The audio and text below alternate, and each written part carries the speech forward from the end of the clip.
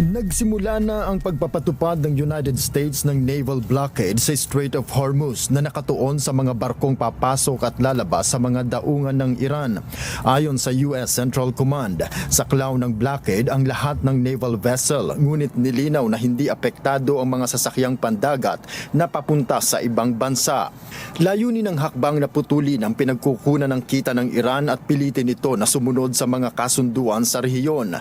Nauna nang inihayag ni US President Donald Trump na ang blockade ay para matiyak na walang bansang magbabayad ng umano'y illegal toll sa Iran. Kasabay nito, naglabas din ng matinding babala si Trump laban sa mga lalabag sa blockade.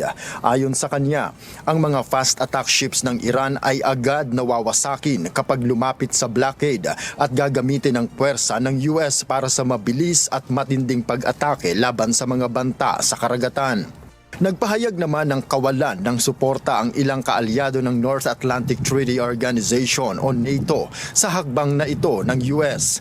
Kabilang sa mga tumanggi ang United Kingdom, kung saan diretsahang inihayag ni Prime Minister Keir Starmer na hindi sila kasali sa blockade.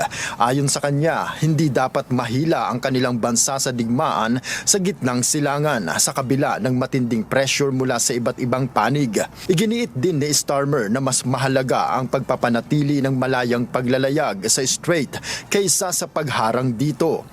Sumunod naman ang France na nagpahayag din ng pagtutol at sa halip ay nagmungkahi ng isang multinational mission na magtitigil sa labanan at magbubukas ng daan para sa mga barko. Ayon kay French President Emmanuel Macron, ang misyon ay dapat manatiling defensive at hindi kasama sa anumang labanan. Ilan pang bansa sa Europe ang nagpahayag ng pag-aalinlangan at sinabing handa lamang silang tumulong kung may matibay na kasunduan at tigil putukan sa Iran.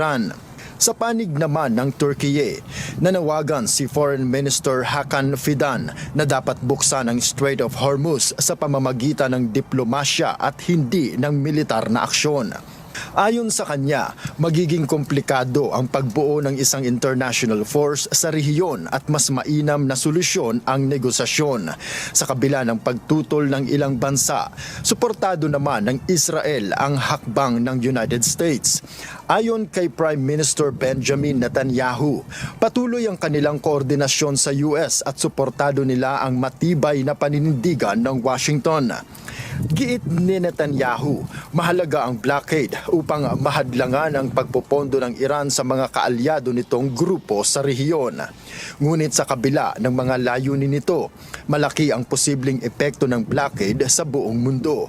Matatandaan na halos 20% ng supply ng langis sa buong daigdig ang dumadaan sa Strait of Hormuz. Dahil dito, agad na tumaas ang presyo ng langis sa mahigit $100 kada bariles mula sa halos $70 bago ang digmaan. Hindi lamang enerhiya ang apektado, kundi pati ang mga produktong umaasa sa langis tulad ng fertilizer na posibleng magpahina sa mga ekonomiya ng iba't ibang bansa. Kabilang sa mga maaaring matinding maapektuhan ang China na umaasa sa malaking bahagi ng supply ng langis na dumadaan sa Hormuz.